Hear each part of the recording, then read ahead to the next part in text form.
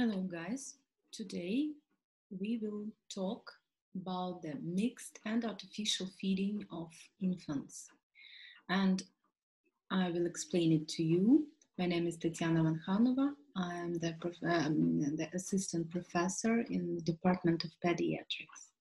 So today we start with the definition. What is the artificial feeding technically? What we call the artificial feeding? So artificial is the type of feeding performed during the first year of child's life when mother of a child has not enough milk to perform the breastfeeding normally, the natural feeding, and the quantity of mother's milk is so small which may not cover any important needs in natural feeding in child. In this case, the quantity of milk mother can give makes like not more than 20% of the daily volume of food of a child. In this case, mostly child is eating formula, not co-milk, but formula instead of milk.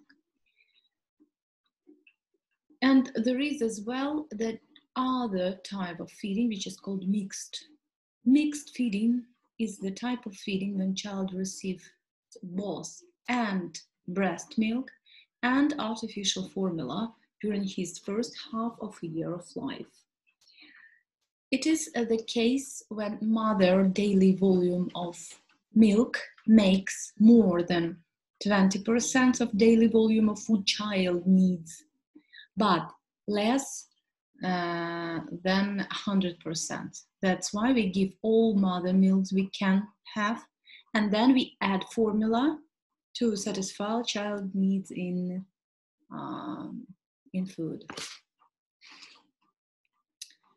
So when we prescribe the artificial mixed feeding, when we give the formula to a child, when mother has agalaxia or uncurable hypogalaxia. What does it mean, agalaxia? Agalaxia, it is a state when there is no production and excretion of milk from mother's breast. There is no milk at all. This state is called agalaxia, absence, galaxia, lactation.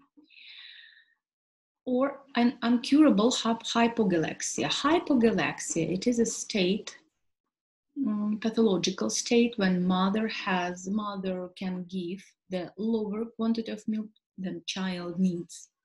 So there is a milk, but quantity is low, and you treat without no success.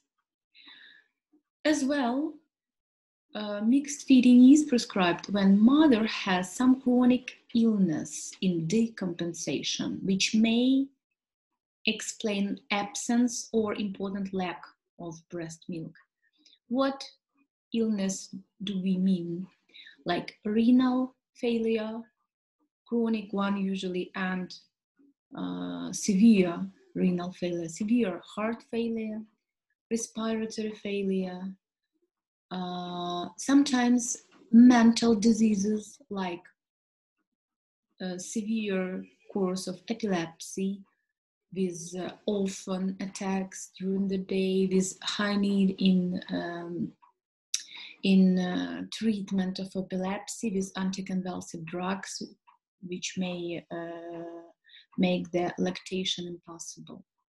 Schizophrenia, postnatal psychosis. If it is transitory, you can provide the artificial feeding just for a few weeks once psychosis ends. You can renovate the breast milk feeding if it's possible still. If no, you continue artificial one. Social condition, when mother has a need to continue to go to work just after the delivery. In this case, mother can continue natural feeding, but she needs to squeeze the milk and to keep it in the refrigerator, and like this the caregiver can give this milk to a child during the working day when mother is absent.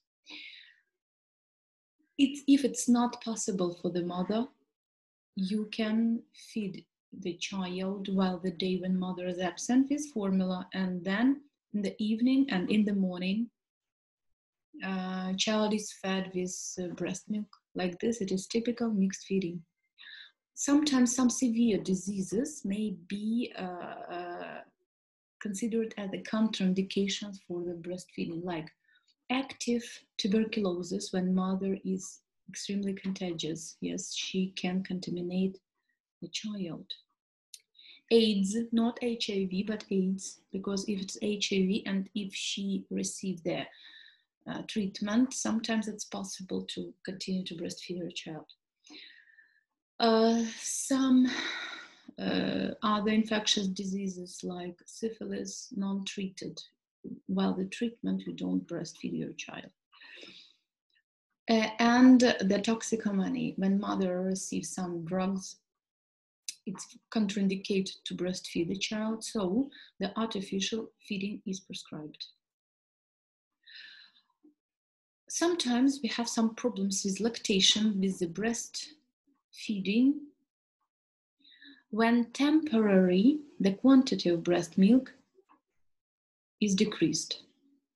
I underline that it is temporary, that's why usually there is no need in formula added, no need to go to the artificial feeding in this case. But we need to remember that it happened that mother can temporarily have lower quantity of milk than child needs to have. And there are 3 typical situations when we have such a problem. It may be lactation crisis, it may be hungry crisis, or it may be real hypogalactia, hypogalactation. So what is it? Lactation crisis. It is a temporary reduction. Usually it happens at the end of the 2nd month of life or during the 2nd month of life, of the amount of milk in mother breast. So it is temporary physiological postnatal hormonal changes may cause such a state. It usually takes some days, and while these days you apply child to the breast frequently, and you add nothing as additional food formula as well. Sometimes it may be caused by excessive tiredness. Sometimes we don't know the reason of this temporary state. The hungry crisis. Hungry crisis happens more oftenly, and we call the hungry crisis the state the state of short-term reduction of the amount of milk in breastfeeding mother while the 3rd, 7th, and 12th months of lactation, which is considered as a physiological phenomenon. Sometimes we explain it by the increase of child demands in breast milk and delay in satisfaction of this new increased needs. So this delay is hungry crisis. It is physiological phenomenon, and your management in this case will be as normal treatment measures of provided in case of hypogalaxia. We will talk about it later. So what is hypogalaxia? Hypogalaxia is permanent decrease in milk secretion. If hungry crisis and lactation crisis comes and disappears quickly, usually both of them never takes more than 2-3 days. Hypogalaxia may continue, and if you do nothing, it may technically become more and more severe and with complete absence of the breast milk. So how we classify the hypogalaxia?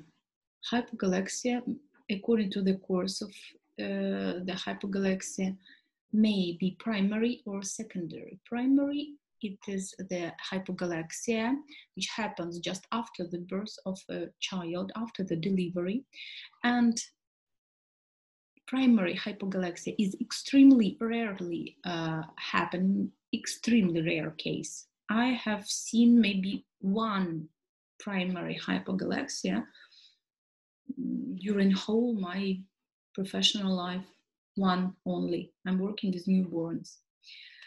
So it's very rare case, and usually it means that this woman has never had the normal quantity of breast milk enough to satisfy her child needs. Never. So she may claim that I always have a low quantity of milk, always. There were no hours or days when I had enough milk for my child. And it is typical endocrine disorders which may be treated with the prolactin in activators. And it's not easy, I should tell. And mostly hypogalaxia is secondary. So it happens after the period of normal natural feeding. And there are a lot of causes of secondary hypogalaxia. Mostly it is psycho-emotional tiredness of a mother, problems in nutrition, stress situation, something like this. According to the time of occurrence, the hypogalaxia may be early, when the onset takes place during the first 10 days of child life. It's comparatively difficult to find it out, because while the first 10 days of a child life, the quantity of milk child needs is extremely low. It's like up to 20, 30, 40, 50 milliliters of milk 8 times per day. So it's really small quantity of milk. Late onset means that this hypogalaxia starts after the 10 days of child life. And technically later it happens, the hypogalaxia happens, better it is. So how to detect the severity of hypogalaxia? There are 4 degrees of severity of hypogalaxia. It depends on the quantity of milk which is present in mother's breast. So if mother breast has 75% of the daily volume of milk child needs, it means that we need to add only 25% of formula, not more. It is the mild degree of severity, the first one. If we need to give to a child from 26 to 50% of daily volume of food child needs with formula, and a half and slightly more is given by mother, it is considered a second stage. Third stage, it is severe stage, when mother can provide less than a half of the daily volume of food child needs, like less than 50%, but more than 25%. And very severe stage, fourth stage, it means that mother can provide only 25% of daily volume of food child needs or less. In this case, 75% of food is given as a formula. In this case, it's very severe hypogalaxia. So what to do? What to do? All these measures present in this slide are provided every time when mother claims the lack of milk. Doesn't matter, it is lactation crisis, hungry crisis, or real hypogalaxia. So you start with these measures. What you do? You increase the frequency of feeding. It means that you apply a child to the breast more frequently. Firstly, it looks like strange why we should apply a child to the empty breast, mother asks. And you explain that when we apply a child to the breast, there is an irritation, refractory irritation of a of a nipple, of a breast with child lips, and with this sucking process. And there is a signal to a brain, yes, to produce more, to endocrine gland to produce more milk to satisfy a child needs. That's why even having an empty breast, we need to apply child to the breast. Child is sucking, there is a signal, and the milk will come. The quantity will be increased. Especially important to apply child to the breast while the night, from 3 to 6 a.m. while the night, to stay with the child skin to skin, to have a more frequent skin to skin contact. During each single feeding, you should apply child to both breasts, because normally you know that when there is enough milk, you apply child to one breast for one food intake and to another breast for another food intake. So in case of lack of milk, you apply to both. So firstly left and then right. Then, as I told you about the, you should apply child while the night. Then it's important to provide the physical and psychological rest for mother, for breastfeeding mother, because being exhausted means to have bad mood, means to be not sure in herself, means to have some anxiety, which importantly decrease the quantity of milk.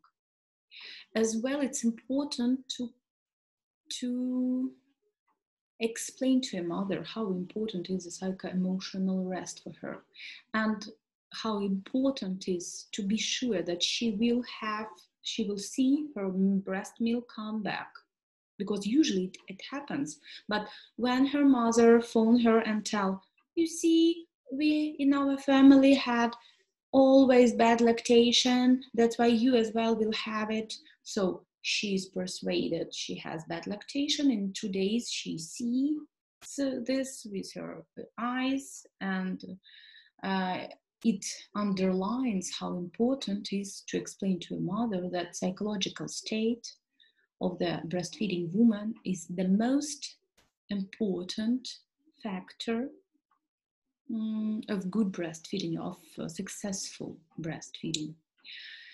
It is as well important to have a rational feeding if you're a breastfeeding mother. Rational feeding means you need to eat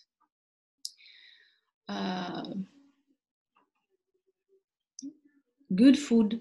You need to diversify your ratio of food. You need to eat every day, meat or fish, every day. Different kind of cereals, vegetables, fruits, and avoid some junk food, and add more water to the ratio.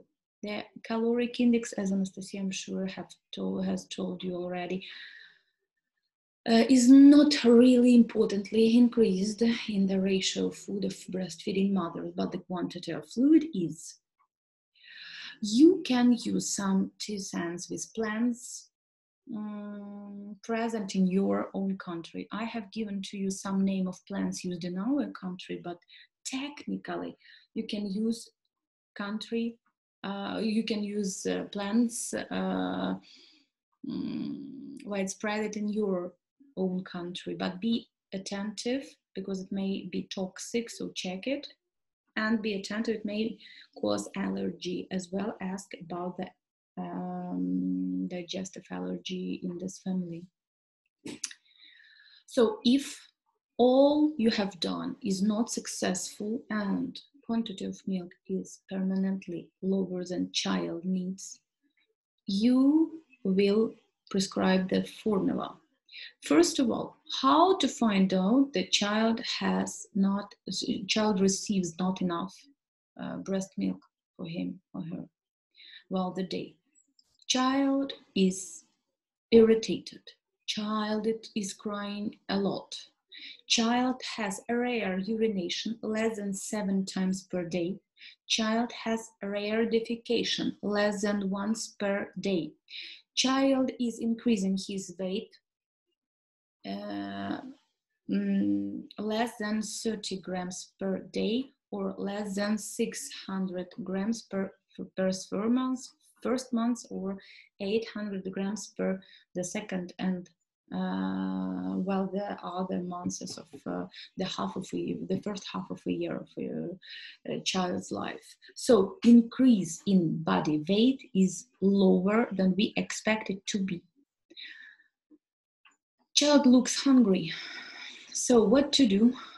Once you have provided all measures from the previous slide, it's not satisfactory. You you calculate the daily volume of food child needs. You find out what is the amount of milk mother can give, and then you add the formula to satisfy the child needs. What formulas?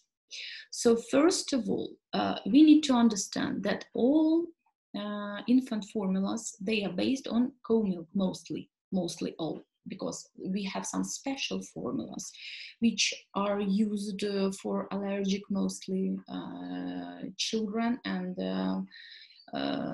they are based on soya milk or on goat milk, but it's not the typical one. Normal infant formula, they are all based on the cow milk, but it's not really the cow milk, because you know that the content of cow milk is quite different from the content of mother milk, of the breast milk.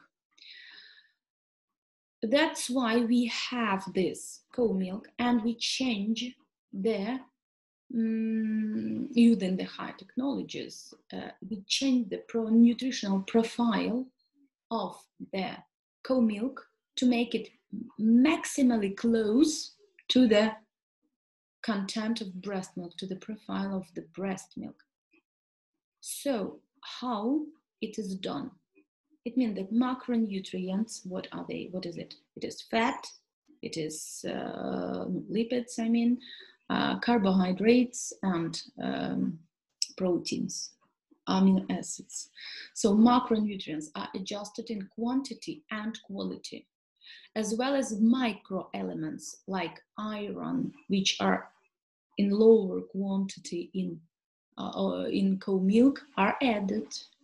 Calcium, which is present in cow milk in higher quantity, is decreased in infant formula like this. The content is close to the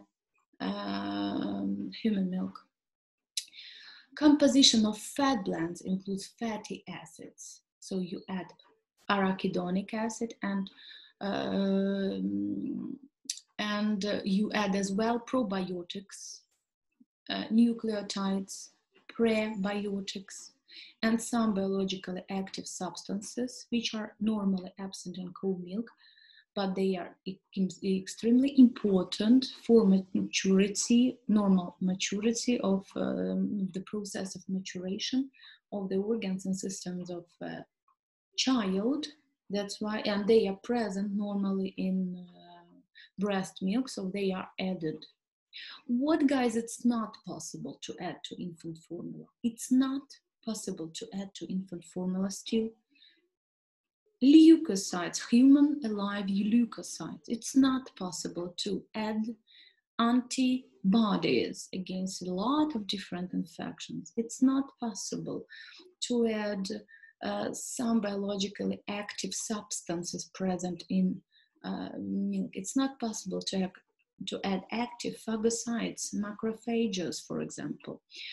So infant formula, according to macro and micronutrients, is really close, maybe really close to the human breast milk. But if we talk about immunological factors, about bioactive factors present in breast milk, they are absent in infant formula. That's why we can tell that even successful, best infant formula is not still the breast milk. That's why if we have a choice We will persuade the mother to continue to breastfeed. If we have a choice, we continue to give them a small quantity of breast milk, but not to finish it, because we explain to a mother how important is breast milk content for the infant he's feeding, or she, sorry, he's fed. So we have different kind of infant formulas. We have artificial feeding formulas, highly adapted, albumin predominant. What does it mean, highly adapted? Highly adapted, it means that the content of these formulas are the closest to the breast milk content. It is albumin predominant. It means that the ratio casein, albumin, and globulins is exactly like in breast milk. It means that albumins and globulins, or serum proteins, are in higher quantity than casein, as well as in breast milk.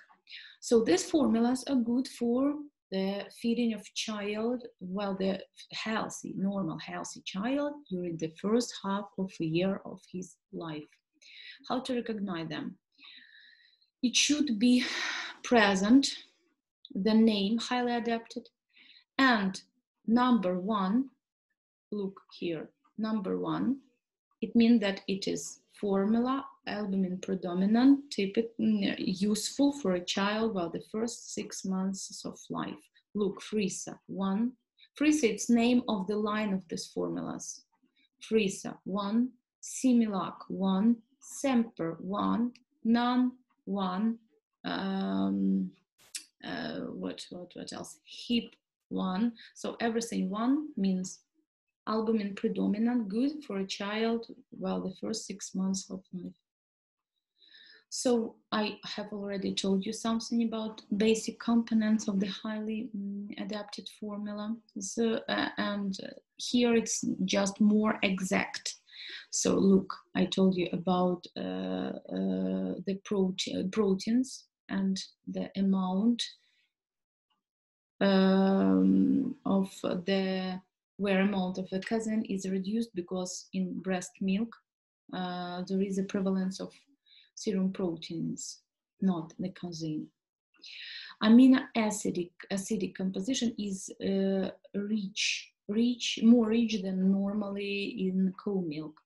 So some specific amino acids are added there, artificially added, like taurine, for example, extremely important amino acid for the process of maturation of the central nervous system. Fats, some fatty acids as well are added. Carbohydrates, beta lactose is present there, and if it's not possible to add it, it may be dextrine maltose, which may replace lactose. Especially it is good for young children, for preterm newborns. You remember that preterm infant, they are infant born earlier than whole 37 weeks of gestation. They are extremely immature. They cannot digest lactose because they have no lactase, and it's normal for them because they will have lactase as an enzyme, but they will have it later because they are not mature. That's why in their formulas you will have prevalence of maltose and dextrine instead of lactose. Some vitamins are added to these formulas, especially vitamin K, vitamin D, and some minerals. The mineral content is the same as in breast milk. Less adapted or casein predominant formulas. Casein predominant formulas are good for the feeding of children elder than 6 months old. So it's prescribed and recommended to use this formula, this kind of formulas for children whose age makes 6 months, 1 week, 2 weeks, from 6 months, starting from the 7 months of life to the end of the first year of life, second half of a year of life. How they're different? They are casein predominant. It means that the Protein is present mostly as a casein, and quantity of serum proteins is lower. It's normal for a child whose age makes more than 6 months old, because his digestive system is mature enough to digest the casein. And how to recognize this formula? Look, there is a number 2. So Fries is the name of line, but 2 means that it is good, useful for children of second year of life. Is not year, second half of a year of life, sorry. Similac 2, Dietalact 2, Semper 2, Nan 2, Hip 2, Humana 2. So 2 means second half of a year of life, meaning that it is casein predominant. Look how it's different from the highly adapted. So protein content, I have already told. The casein is in predominance here, and it is good and useful. Amino acid composition is less rich, as well as fatty acids. Fatty acids are added, but not in a quantity like in the highly adapted formulas. Quantity of the high carbohydrate is higher. The mineral substances and vitamins plus minus are the same. But remember that when child has more than 6 months old, usually child has already supplementary food added to his ratio. That's why a less adapted casein predominant formula, they are given as a substitute of mother milk, if mother milk is absent or not in enough quantity. But it is it's not the only source of nutrients for a child anymore, because child has weanings.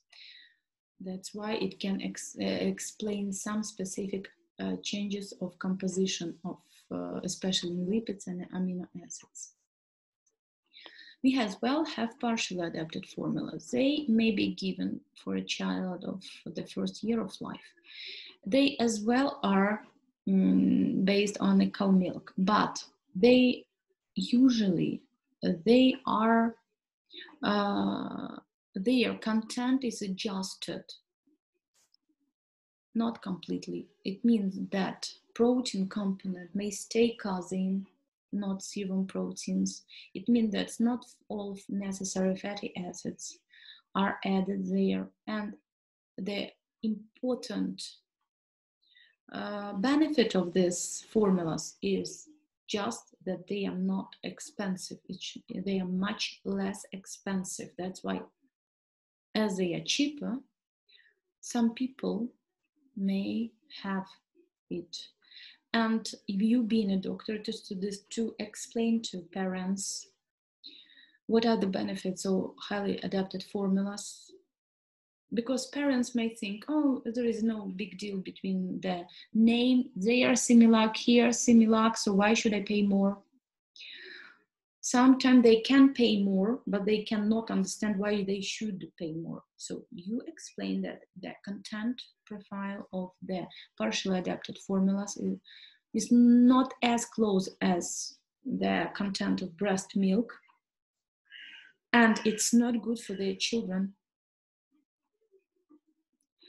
So once you have decided what formula you will choose to provide the feeding, if it is mixed feeding, look what it requires. So first of all, mixed means that mother can give to a child the breast milk, and you start with breast milk feeding, and then you add additional food or formula. It depends on the age, yes. So why you don't start with formula? Because child may eat formula and then to refuse to eat breast milk. And as content of breast milk is much more important for a child's health, sure, you will start with breast milk, then you will add the formula. You will continue mixed feeding as long as it is possible. So you will not tell, okay, if we start with formula, it's not a big deal, you can finish your breast milk, we will continue the artificial. No, absolutely not. Frequency of feeding before introduction of feeding will be reduced by 1 time, may be reduced by 1 time. Why? Because formula can stay in child's stomach for more prolonged time than breast milk. For digestion, for process of digestion of infant formula, child needs slightly more time. It's more hardly digested. That's why usually the feeling of saturation in child is longer than in case of breastfeeding. So if you choose a highly adapted formula or formula adapted well, depending on the age, you can introduce the supplementary food as usually you introduce after 6 months of life. If child, no, after 5, yes, 5-6 months of life, if child demonstrates the signs of readiness to receive the supplementary food. So if you provide the artificial feeding, it means the child has no breast milk at all. You use the bottle as on a photo.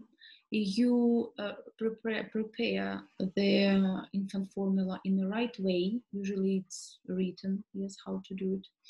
You use the right water. What does it mean, right water? Water, good for babies. Special water in the big bottles.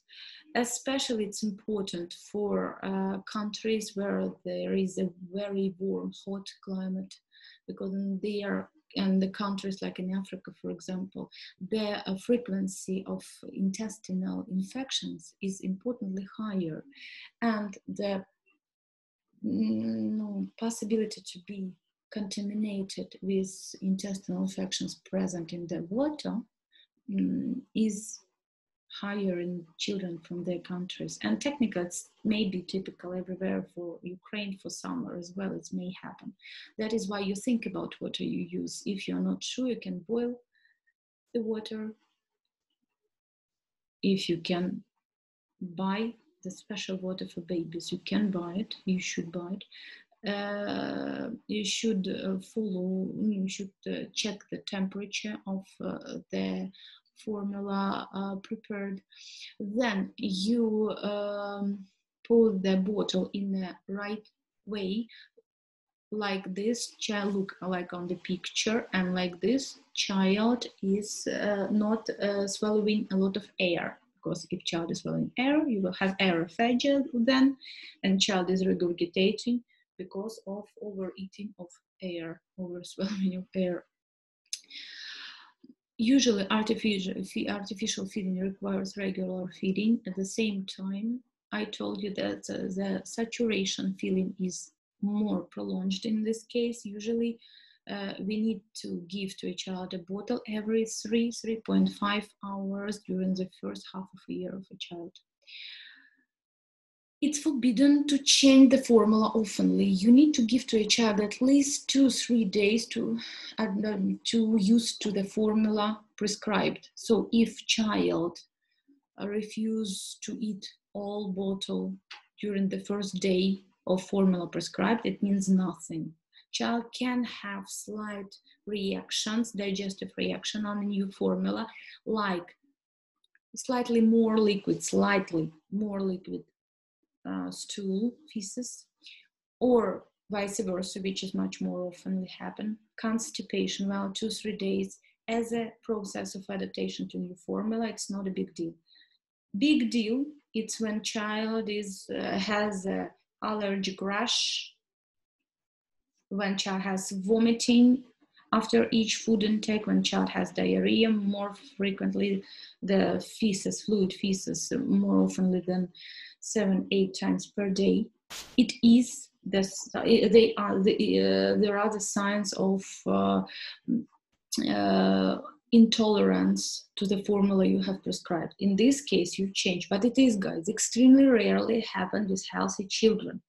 If you prescribe the just highly adapted formula, doesn't matter the line, Semper, Friso, Hip, Humana, None, but highly adapted for the first half of a year, you normally should have no problems. In real intolerance, as I told you, with vomiting, with diarrhea, with allergic rash, usually is typical, or for your problems in preparation, like for example, water, as I told, not really formula as it is, or it is not a healthy child with the food allergy. Like this, you will prescribe just different formula, not that formulas prescribed for healthy children. Or child, rarely happen, but child with lactose intolerance, in this case will prescribe the low lactose formula or lactose-free formulas. In this case, you'll have no problems with adaptation to the formula. So we need to remember it, that we not jump from one formula to another. And as I told you, sometimes child is not healthy, completely healthy. For example, child has some specific need as co-milk allergy. How it looks like. Mother tells, when I perform breastfeeding, but yesterday I don't know, I drank 1 liter of co-milk because I like it. Yes, and today my child has diarrhea and vomiting. Maybe it's not obligatory, but it may be co-milk allergy.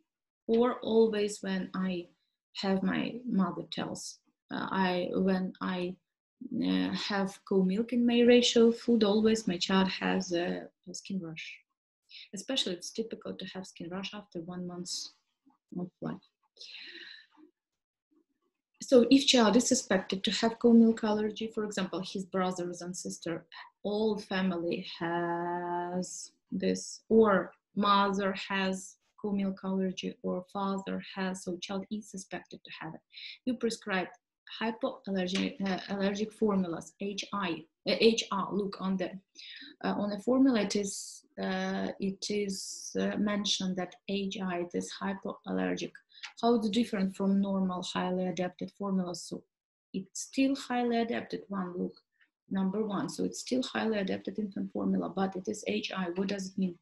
HA means that this formula contains the protein which is present as usually with serum proteins and casein, but this protein is partially hydrolyzed, so it's destroyed. There is no whole protein molecules. And we have like partially hydrolyzed protein, so some peptide chains are present. And we have complete hydrolyzation of the proteins, like in case of Risapep AC. In this case, there is no even big peptide chain. There are mostly amino acids there. So as it is not whole protein, the probability to perform the food allergy is extremely low. That is why HA formulas are widely prescribed for children with co-milk allergy. I should come back and tell as well that if there is an intolerance of such a formulas with partial or complete hydrolyzate of protein, we can recommend goat milk formulas. For example, in our country, there is a line which is called Nanny, for example. So goat milk formulas or soya milk formulas, like for example Nutri Soya. So in this case, all formula protein is based on soya protein and not co-milk. That's why the probability of the development of allergy is importantly lower in this case, but they are not from the content. They are not as rich in nutrients as we expect them to be, and they are much more expensive. I should tell you that all formulas for children with specific needs, they cost much more than normal formulas. If child is likely to have some digestive problems like constipation, diarrhea, we can recommend the formulas with probiotics or prebiotics. What is the difference? Probiotic, it is the presence of, it is a substance containing the microorganism we want to live in gut, like bifidobacteria, like lactobacteria, acidophilic flora.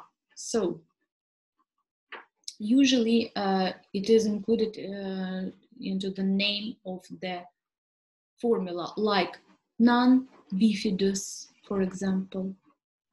Or in case of Nutrilon Comfort means that it is rich in probiotics. Prebiotics, they are substances which are used to feed the normal microflora. So it's good food for normal microflora. You give more good food for normal microflora, microflora is growing up better. If child has good gut microflora, child has no more constipation and diarrhea. If child has lactose intolerance, look, child may receive the recommendation to have them formulas lactose free or lactose low, like on the picture. Sorry. If child is prematurely born, this child, as I told you, is small. This child is immature. This child has importantly immature digestive system, really low production of digestive enzymes, really underdeveloped hormonal regulation of and vegetative in general regulation of digestion, process of digestion, almost no lactase. Child's process of contamination of his gut with microflora is problematic.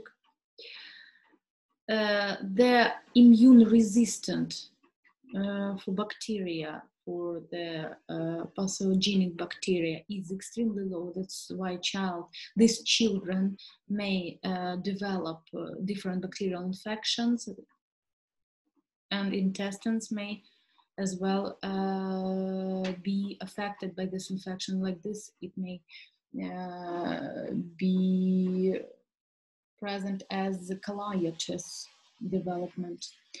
So it means that the process of feeding of these children should be changed.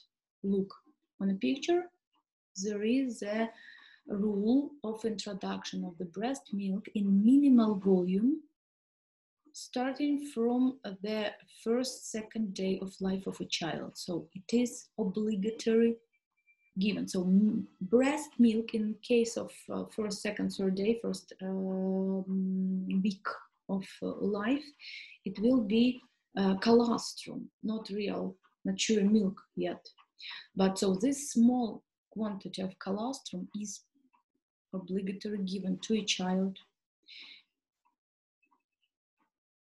Once the child's state is stabilized, it means end of the first day of life, second day of life, is if child has no colitis. If child has no colitis, we start the trophic feeding. But why it is called minimal volume trophic feeding?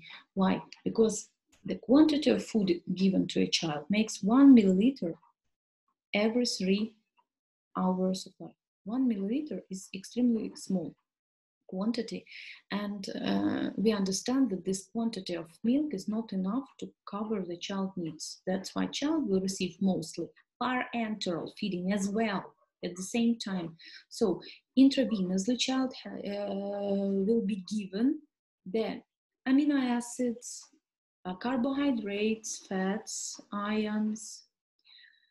At the same time, child will be given one small quantity of food perorally. Why this small quantity if it's not able to cover the child needs? Because look, it improves morphological and functional maturity of the digestive system.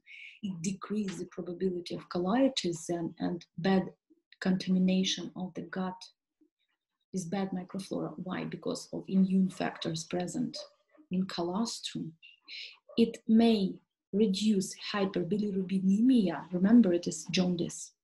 And cholestatic jaundice decrease. Cholestasis means the retention of bile in liver, in bile tract, biliary tract, and may reduce the probability of osteopenia because of presence of calcium. Then, when child is still premature, but the quantity of milk is increased, because it's like first year or first week of life, we give 1 milliliter, 2 milliliters, and we increase the quantity of milk gradually. And once we increased the quantity of milk, we can add to this milk specific substances, which are called fortifiers. What are they? It is specific substance containing protein and some amino acid specific and some minerals. Like this, it improves caloric and protein and vitamin content of breast milk.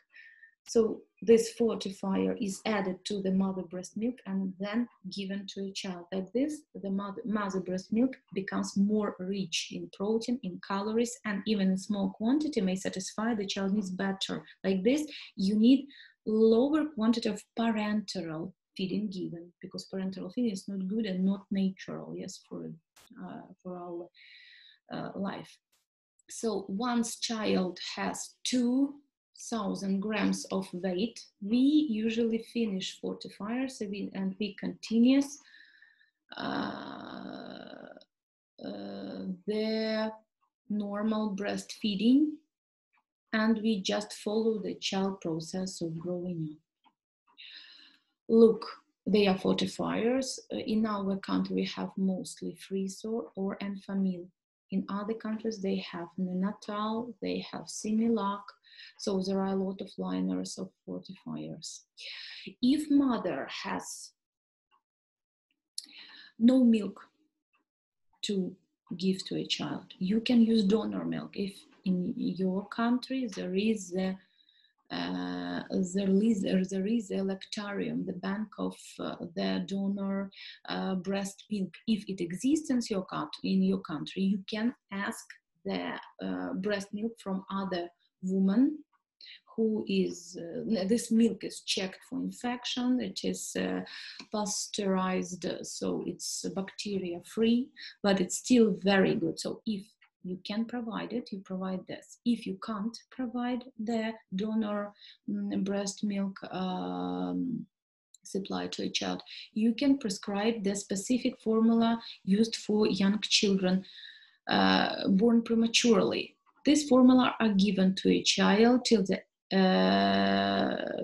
weight 3 kg. Once child has 3 kg of weight, you change your formula, specific formula, premature formula, to the normal formula, highly adapted, albumin predominant.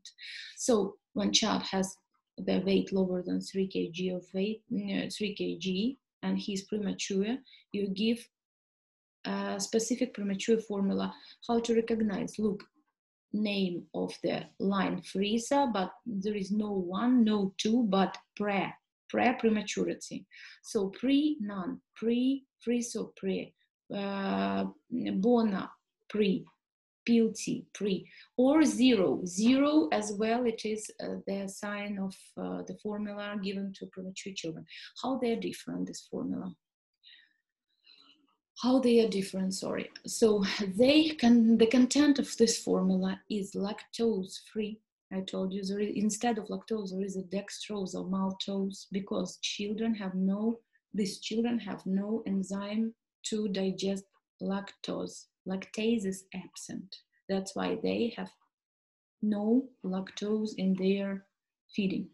As well, this formula are rich in protein. Protein content is higher, but protein content is present like a partially hydrolyzed protein. So it's not whole protein, it's hydrolyzed protein. Why? Because the peptide chains are more easily digested than the whole protein. Then this formula, they are high, they have more ions and slightly more biological active substances. I have already told, for example, about nucleotides, about the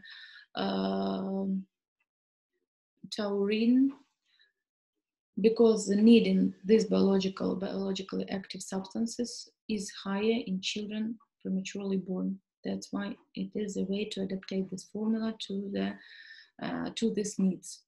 So these formula are given for premature children. So as you understood, I hope we have really good formula now. They are really good, especially when we analyze the macronutrient content and micronutrient content. They're good, but it's still not a breastfeeding.